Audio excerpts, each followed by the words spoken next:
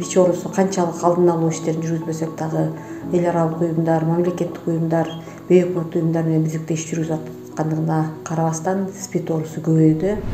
Бүгүнкү күнгө 1-октябрга карата 10.900-гө жакын киши катталды. Анын ичинен 2.500-гө жакын киши каза болду инфекция башталгандан бери. Бул ордун баягы 10 жыл менен салыштырмалуу айтканда, мисалы 10 жыл мурда жанагы баңгизат сайын колдонгон наркомандардын арасында көп болуп, где-то 60-70% түшүп келсе, бүгүнкү күндө көптөгөн алдын алуу иштерин жүргүзүп жаткандыгына байланыштуу ошо ийне аркылуу жуккан жолу мисалы 20-жылы 17% азайды. Ал эми эң коркунучтуусу жанагы жыныстык жол менен жуккан жолу көбөйүп атат. Айрыкча жаштардын арасында катталып атат. Жалпы катталгандардын 62%-ын азыркы күндө 20 жаштан 39-40 жашка чейинкилердин арасында катталып атат да. Бул элдин калың катмарына тарап кетүү коркунучу туудуруп атат да. Кыргызстан боюнча 723 кичинекей баладан аныкталган. Анын ичинен жанагы шприц аркылуу жуккандары 391 бала болуп саналат. Алардын баары азыркы күндө дарыланып атышат. Алды 17-18-ге чыгып калды ал балдардын асты. Акыркы бир 5 жылдын ичинде жыл сайын 800-гө жакын адам ошо ВИЧ илдет жаңы ВИЧ илдетине чалдыккан адамдар чыгып атат. Бизде азыр ошо ВИЧ илдетине чалдыккандардын 65% гана дарылоого келишет. 35%-нын көпчүлүгү бул ошо медициналык мекемелерде же болбосо бирөө жарым көрүп калбасын, мени билип калбасын деген коркунуч өтө чоң болгондуктан ошонун айынан эле келбегендер дагы көп. Анын арасынан жана баңгизат колдонгон адамдар өздөрүнүн жана жүрүш турушуна байланыштуу дагы медициналык мекемелерге келбегендер бар да. Оору негизинен 3 жол менен жугат. Биринчи жолу жана ийне аркылуу жугушу мүмкүн, текшерилбеген кан куюлганда ошондо жугушу мүмкүн.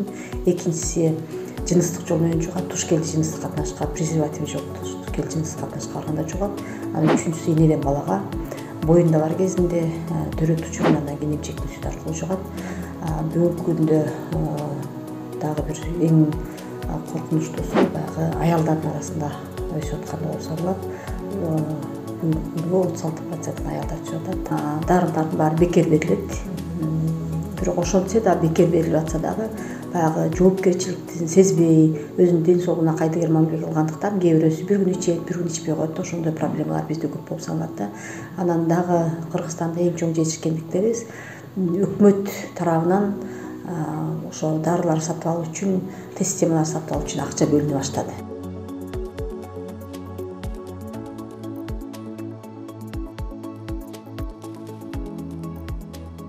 Бул жерде күнүнө негизи 60тан өйдө, кээде 100, андан да көп учурларда келип анализдерин тапшырышат, ар кандай шарттар менен тапшырышат өзүлөрү. Ар бири эле ВИЧке тапшырган азыркы учурда сыртка чыгуу үчүн уруксат алганга же болбосо ушул биздин сырттан келген жарандар жумушка уруксат алуу үчүн жана ошондой эле ооруканаларга кайрылуу алдын ала кайрылуу учурларында ушул биздерден келип анализге, ВИЧ-СПИДне анализге келип тапшырышат. Өз эрки менен келгендер жана күмөн болуп же болбосо ушундай жыныстык катнаштыкка бардык дегендер дагы өзүнүн анализдерин билип коюш үчүн же болбосо жанакындай аварийный ситуация деп коет да. Же болбосо бирөөнүн колдонуп аткан шприцтер менен же болбосо көзүнө, оозторуна кан чачырап кеткен учурлар болгон учурларда келип анализдерин билүү үчүн тапшырышат. Роддомдордо экспресс-тест по капиллярной крови дегенди киргизгенбиз. Эгер боюнда бар аялдар учетко турбай эле төрөгөн убакыт, роддомго түшүп калган убактар болот да. Айрыкча ички мигранттар азыркы учурда көп болуп атпайбы? Эгер бала чыгып калса, сразу дарыны берет, төрөлгөн балага да дарыны берет. Анан дагы бир жакшы жаңылыкма, баягы боюнда бар аялдардан төрөлгөн балдардын баягы убагында текшерип турабыз да. Мурда 3 ай, 6 ай, 12 ай деп текшерип жүрсө да 1,5 жашында диагноз коюлчу. Азыркы күндө төрөлгөндөн кийин 4 сааттын ичинде ошо согончогунан кан алат. 4 сааттын ичинде ошо ВИЧ инфекциясы бар экен, жок экендигин аныктасак болот да. Өнөдө үй бүлөлүк дарыгерлер топторунда бейөкмөт уюмдардын базасында шприцтерди алмаштыруу пункттары ачылган. Жана пайдаланган шприцтерин келип алмаштырып, жаңы алмаштырып кетишет да. Анан профилактический жана программа деп коебуз. баягы түшүндүрүү иштер жүргүзүлөт ошол убакта. Ошол программанын негизинде дагы жана парентеральный передача азаябы атпайбыз, кан аркылуу жуккан жолу. Өзүнө өзү тестирүү окумасын киргиздик, самотестирование деп коебуз. Эми бара баягы тест на беременность деп боюнда бар аялдарды сатып алып үйүнөн текшерип атышпайбы, сахарын да текшерип атышат, сатып алыш. Ошол сыяктуу аптекаларда сатып алышат. Азыр деле бар, каалагандар келип алып кетип атат бизден, алып кетип үй бүлөсүн да текшерип атышат. Көп эле мифтерди айтып атышпайбы, мисалы кинотеатрга барсак ийнени коюп коюштур, ошо ийнени отуруп алып жугуп калды, бананга ВИЧ-инфицированный кандар саап койгон деп айтып атышпайбы.